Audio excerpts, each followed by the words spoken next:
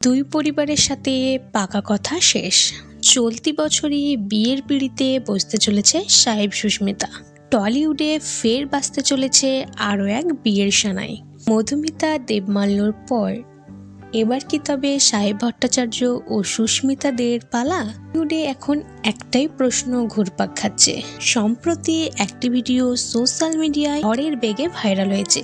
এখানে দেখা যাচ্ছে সাহেব তার পরিবারের খুব কাছের মানুষ অর্থাৎ নিজের কাকা ও পিসিদের সঙ্গে আলাপ করিয়ে দিচ্ছে সুস্মিতাকে। সাহেবের পরিবারের সঙ্গে সুস্মিতার এক ঘনিষ্ঠতা দেখে নেটিজেনদের মনে একটাই প্রশ্ন, তবে কি দুই পরিবারের পাকাপাকি কথা গেল?